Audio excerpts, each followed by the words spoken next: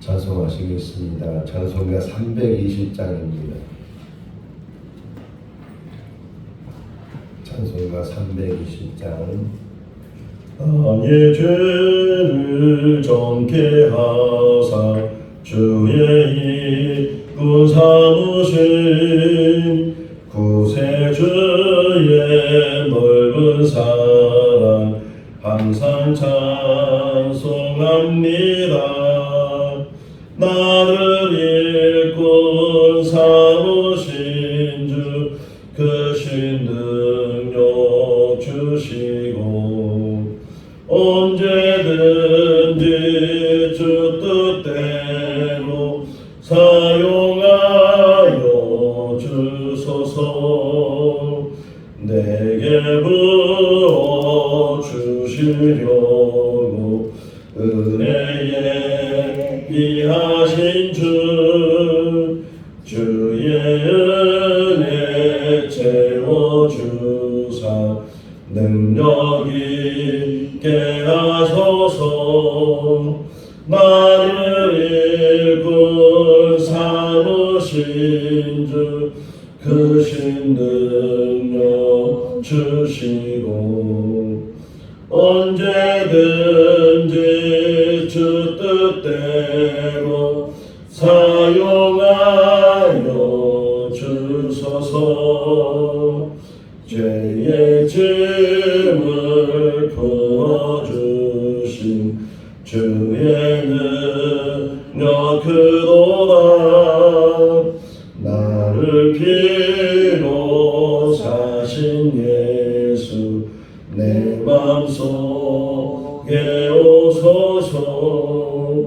나를 일꾼 삼으신 주 크신 능력 주시고 언제든지 주 뜻대로 사용하여 주소서.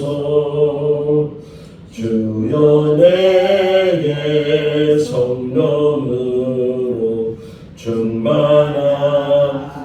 채우사 생명수나 강물처럼 흐르게 하옵소서. 나를 일꾼 삼으신 주 크신 능력 주시고 언제든지 주 뜻대로 사용하여 주소서. 아멘. 마태복음 5장 1절에서 12절 말씀입니다. 마태복음 5장 1절에서 12절 말씀.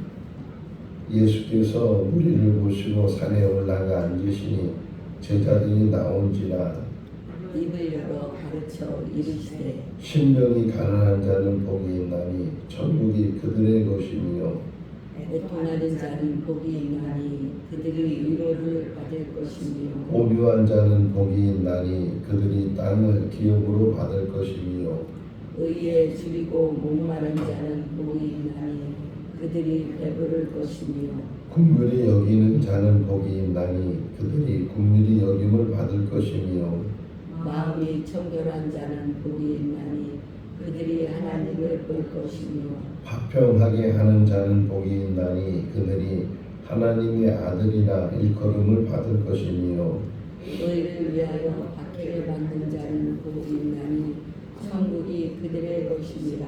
나로 말미암아 너희를 욕하고 박해하고 거짓으로 너희를 거슬러 모든 악한 말을 할 때에는 너희에게 복이 있나니 기뻐하고 즐거워하라. 하늘에서 너희의 상이 큼이라. 너희 전에 있던 선지자들도 이같이 박해하였느니라. 아멘.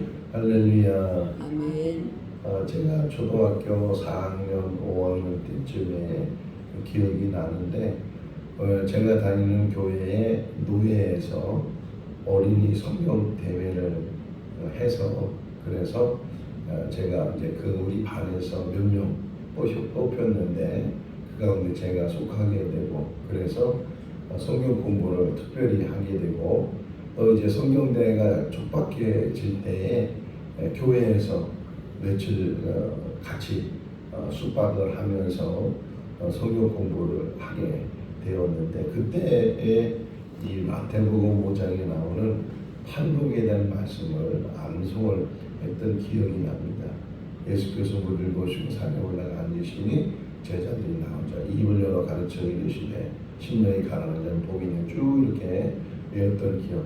그러니까 지금부터 한 50년 되는 그런 때인데도 불구하고 그 어렸을 때 성경 공부를 하고 성경을 외우고 했던 것이 60이 넘은 지금도 그것이 기억이 나는 것처럼 물론 나이하고 상관이 없겠지만 그래도 어렸을 때 하나님 말씀을 배우고 하나님 말씀을 마음에 새기면 신명기 6장에 나오는 말씀처럼 너희는 마음을 다하고 뜻을 다하고 힘을 다하여 하나님을 사랑하라. 그리고 그것을 너희 마음에 새기고 또 어린 아이들에게 부지런히 가르치라.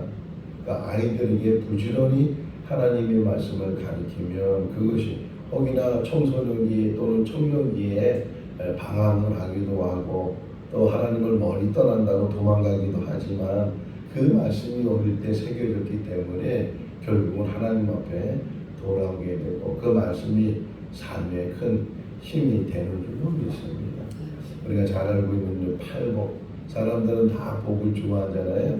옛날 기와집을 가보면 대문에도 복자가 쓰여있고 기와장에도 복자가 쓰여있고 입춘대길이라고 해서 입춘이 되면은 이 대문에다가 올해는 이제 복을 맞이했으니까 큰 복이 임하기를 원한다고 이렇게 사람마다 숟가락에도 복자가 쓰여있고 곳곳에 복자가 쓰여있는 것을 보게 되는데 그만큼 복에 관심이 있고 복 받는 것 성도라고 해서 예외는 아니고 성도들도 복 받기를 원하는데 근데 오늘 예수님의 말씀을 다시금 잘 묵상을 하면 세상 사람들이 가지고 있는 복의 기준하고 예수님이 말씀하시는 복의 기준은 다르다. 또 우리가 가지고 있는 복의 기준도 어떤 면에서는 세상 사람들이 가지고 있는 복의 기준과 너무 이제 흡사하기 때문에 예수님의 이 팔복에 대한 말씀을 귀하게 여기지 못하고 알긴 아는데 그러니까 지식적으로는 알지만 정말 이것이 얼마나 큰 복인지 이 복을 향해서 온 힘을 다해서 나의 전체 인생을 다해서 이 팔복을 붙들고 이렇게 복받는 사람이 돼야 되겠다. 그런 생각을 가진 사람이 몇 명이나 있을까? 세상 사람들 또는 성도들 가운데 복하면은 우선은 장수하는 것. 물론 장수가 복이죠. 구약 시대에도 두 가지 복을 말하는데 장수하는 것과 땅을 얻는 것. 이게 복을 이제 의미하기도 하는데 장수하는 것. 그리고 돈 많이 버는 것. 돈이 많아지는 것. 그것이 진정한 복이. 왜? 돈이 많으면 하고 싶은 일을 다 할 수 있고 사고 싶은 것, 가고 싶은 것, 입고 싶고 먹고 싶은 것 이런 모든 것들을 다 할 수 있는 게 남을 돕는 것도 돈이 있어야 남을 도우니까 이 돈이 많아진 게 복이다. 이게 복이 아니라는 뜻은 아니에요.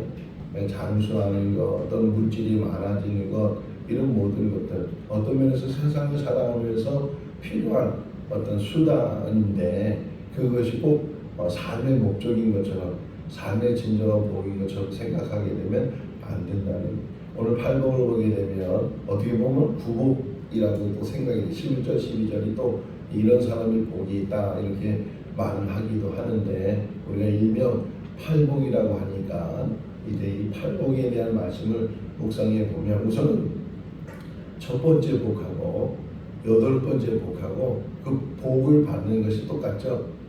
심령이 가난한 자는 복이 있나니 그들이 천국이 저희 것이며 의인을 위하여 박해를 받은 자는 복이 있나니 그들이 천국이 저희 것이며 천국에 대해서 그러니까 앞에도 천국이 복이고 맨 마지막 흔히 말하는 팔복 여덟 번째 복도 천국의 복이다. 그러면 물론 두 번 있건 세 번 있건 한 번 있건 아무 상관이 없겠지만 오늘 아침에 제가 다시 묵상하면서 두 번씩이나 말하는 것은 강조하는 것이고 중요하다는 말하는데 뭐가 복이라고요? 천국의 복이다. 할렐루야. 아멘. 우리 벌써 그 복을 받은 줄로 믿습니다. 아멘. 천국이 여기 있다 저기 있다는 것이 아니고 너희 안에 있느니라 주님 말씀한 것처럼 천국을 소유한 사람이다. 근데 천국을 소유한 사람이 어떤 사람이냐? 심령이 가난한 사람, 의를 내 박해를 받은 사람. 또 이제 오늘 아침에 일어나서 이 말씀을 묵상하면서 다 사람이에요. 사람. 심령이 가난한 사람, 애통하는 사람, 심령이 가난한 자, 애통하는 자, 온유한 자, 의에 줄이고 목마른 자, 다 이렇게 자자자자자자 돼 있잖아요. 사람이 주 사람. 우리가 이 땅에 사는 날 동안 어떤 삶을 사느냐에 따라서 그 사람이 복 있는 사람이 될 수도 있고 복이 없는 사람이 될 수도 있는데, 이왕이면 이 땅에 살면서 또 예수 믿으면 그 예수 믿는 사람이 받는 그런 복을 받아야 된다 하는 생각을 갖게 되고, 또 이 복은 어떻게 노력을 해서, 이 세상은 돈 벌려면 노력을 해야 되잖아요.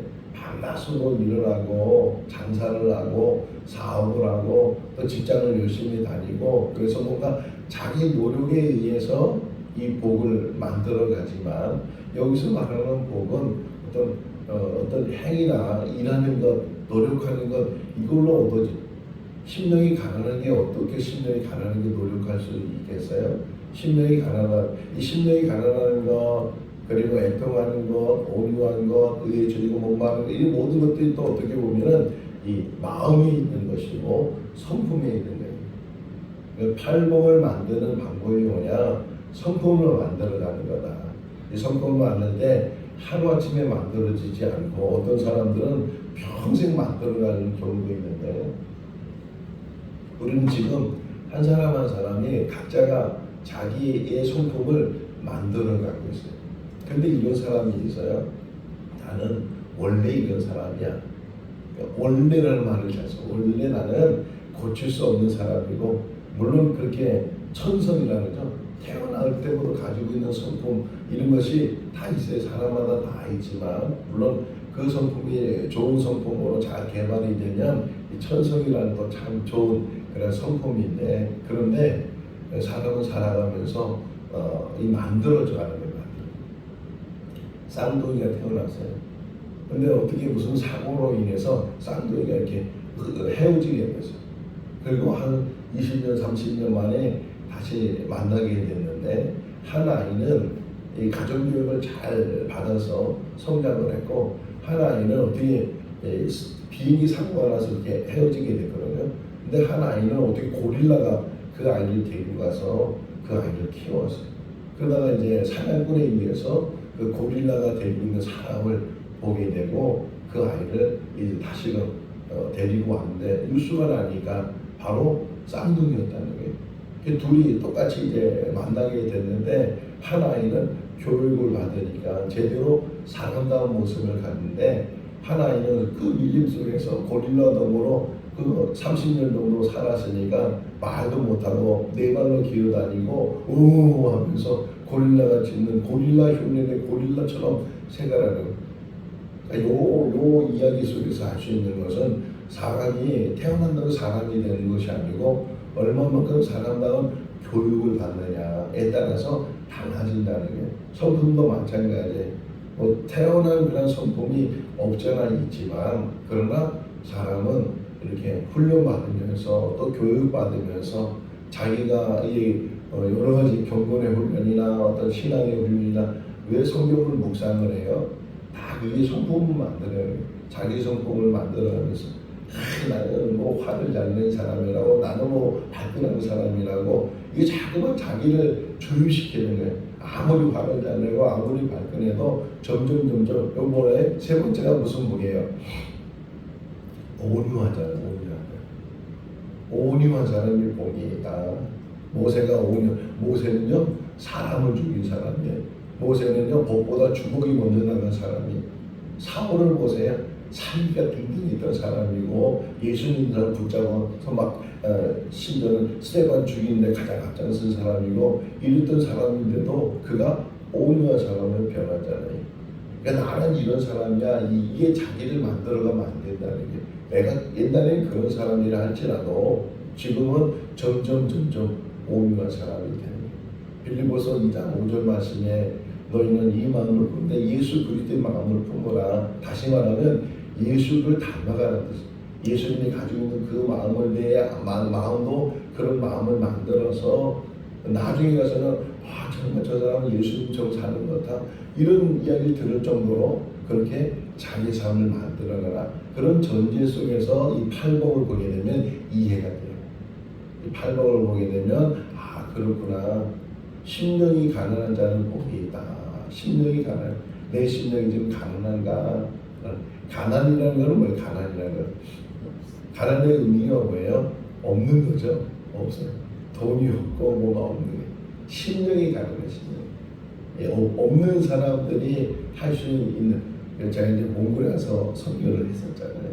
몽골에 참 가난해. 우리가 갔을 때만 해도 우리나라로 비교해 보면 70년대 그 정도로 이 가난한 그런 나라였는데 지금은 많이 경제가 이제 발달이 되고 그래서 수준도 많이 높아졌다는 이야기 듣게 되는데 근데 오히려 가난하니까 더 사람들이 순수하고 더 가난하니까 교회를 더 많이 찾아오고 우리나라도 마찬가지예요. 우리나라 70년대 이 가난하고 그랬을 때는 정말 많은 사람이 순수하게 신앙생활하고 하나님 잡고 교회 열심히 나오고 막 밤새도록 금요일 밤부터 토요일 새벽까지 정말 말 그대로 초량에 가면서 기도하고 막 그랬던 때가 있었는데 점점 우리가 GDP가 올라가고 2만 불, 지금 뭐 3만 불이 넘었다고 하는데 2만 불이 기준이 되면서 이 사람의 어떤 경제가 좋아지면서 오히려 부해지니까 하나님을 또 찾는 것이 아니고 세상을 찾게 되고 세상 연락에 빠지게 되고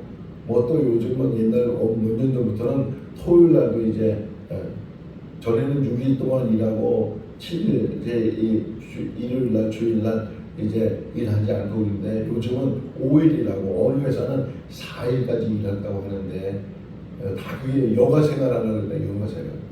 그것도 돈이 있으면 좀 여가 생활할 텐데 돈도 없는데 여가 더 힘들다는 거예요. 근데 사람들이 여가 생활 지금도 보세요. 벌써 추석 연휴가 되면서 어제 벌써 이 인천공항에는 뭐 사람 발길 틈이 없이 얼마나 많은 사람이 해외로 여행 가는지 사람들이 거기 지금 뭐가 껴 있어요? 내일이 무슨 날이에요? 주일도 상관없어. 연휴만 되면 가는 거야. 어디 가도 놀러 가고 뭐 하고 여행하지 말라는 뜻도 아니고 어디 가서 뭐 이렇게 뭐 하지 말라는 뜻. 이렇게 부해지다 보면 자기도 모르는 사이에 하나님 없이도 행복하다는 게 하나님 없이도 마음껏 즐기고 그러다 보니까 이게 멀어지게 되고 결국은 하나님 없는 그런 삶, 큰 길로 가는 삶이에요. 큰 길로.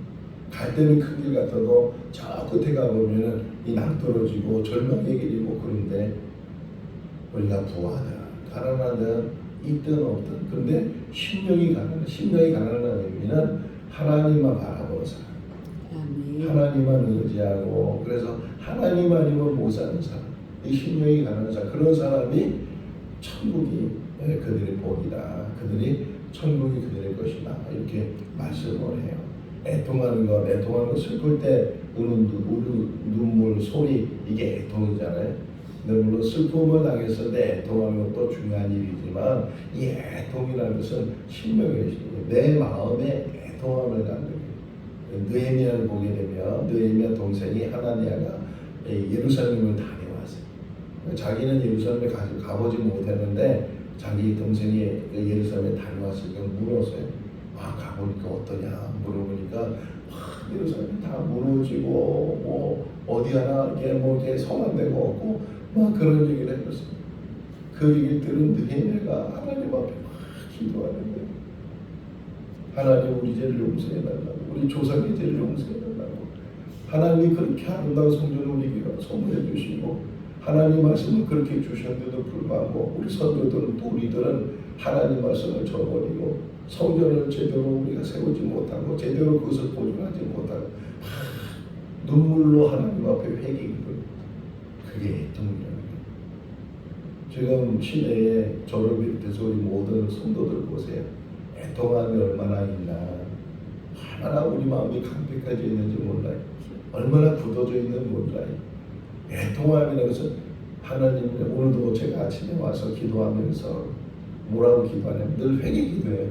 저는 혼자 기도할 때 하나님 앞에 죄인이라고 저의 악함을 용서해달라고 늘 그런 기도를 하는데 우리가 그 기도하면서 늘 잊어버리는 게 뭐냐면 하나님 앞에 정말 우리가 죄인인 것을 고백하고 그 애통함을 하나님 앞에 막 옷을 찢지 말고 가슴을 찢으라는데 마음을 찢으라는 거잖아요. 그런 애통함이 우리에게 있어야 되는데 우리는 얼마나 거짓된지 몰라요.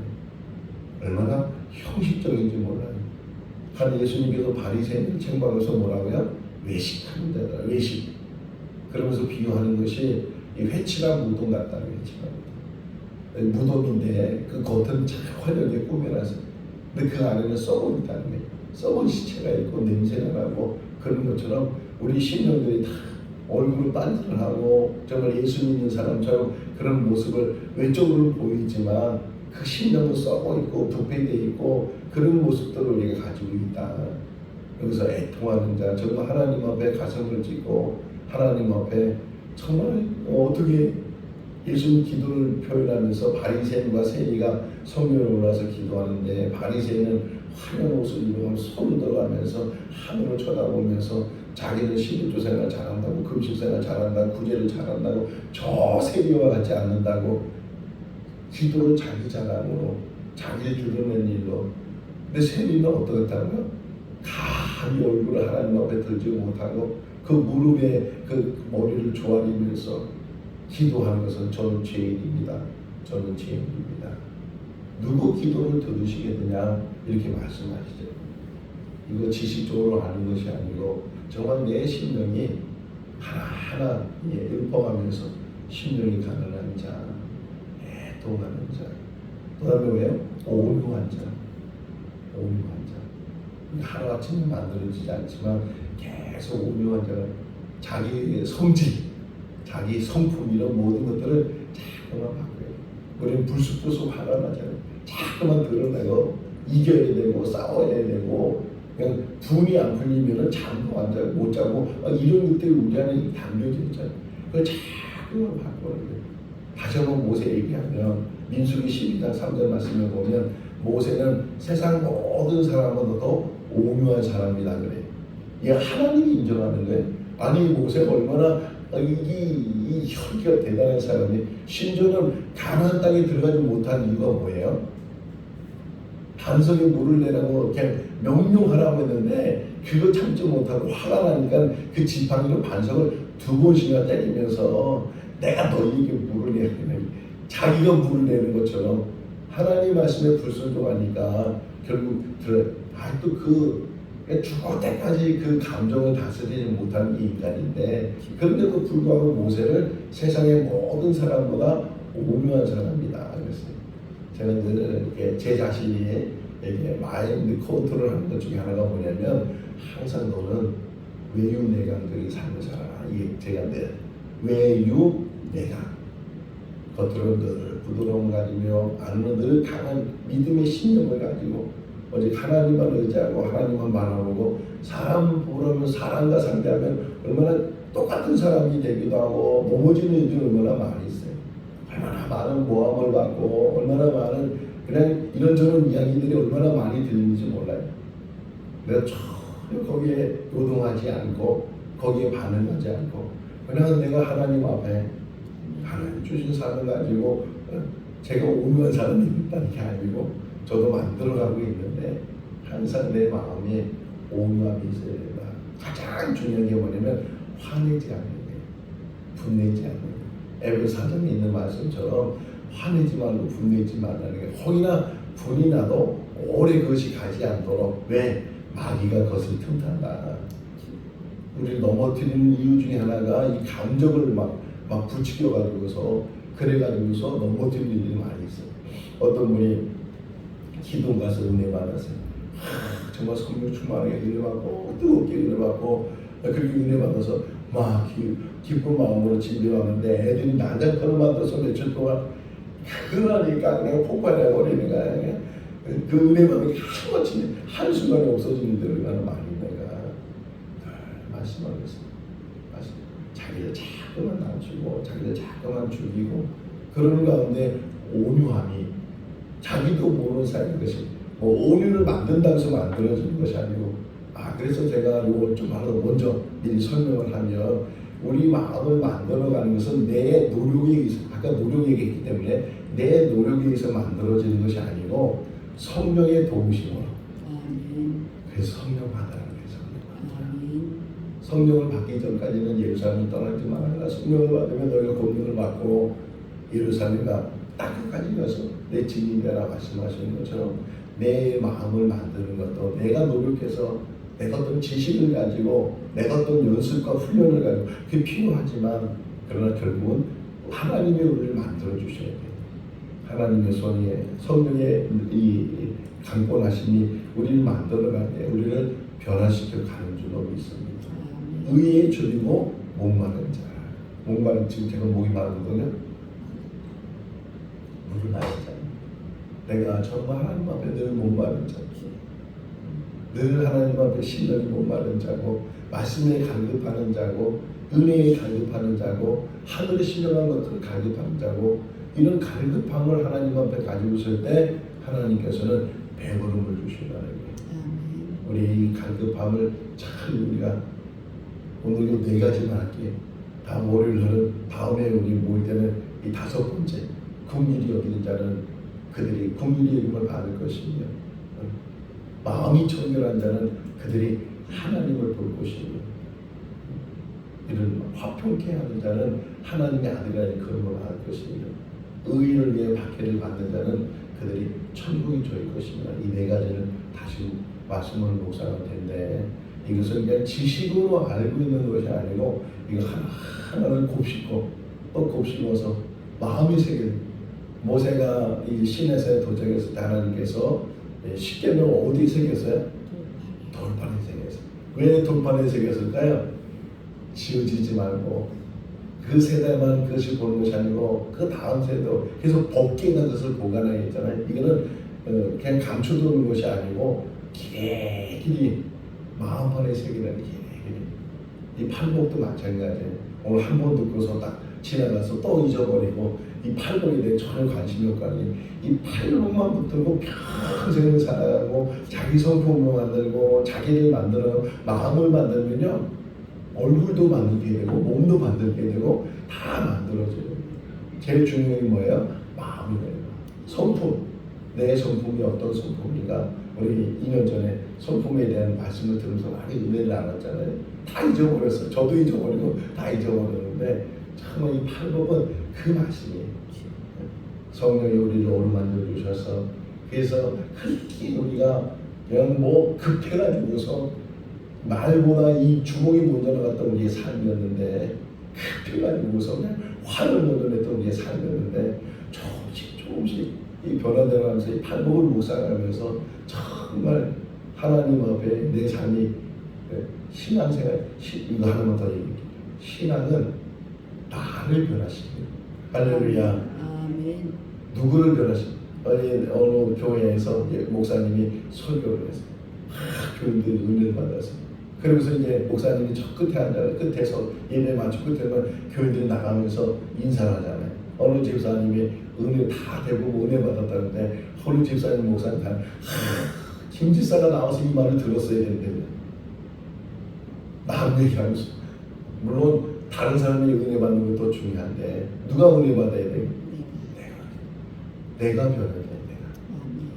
누가 변화되는 게 아니고 내가 하나님 앞에 변화돼서 180도 사울이 변화돼서 바울이 되면서 하나님을 핍박했던 사람이 하나님을 증거하는 사람으로 변화된 것처럼 이 팔복의 말씀을 우리가 마음에 다시금 새기고 늘 묵상하면서 내가 정말 이 말씀 안에서 복을 진정한 복을 누린 사람 하나님이 주시는 그 신령한 복을 맛보면서 살아가는 그런 믿음의 사람이 될 수 있기를 주님의 이름으로 축원합니다.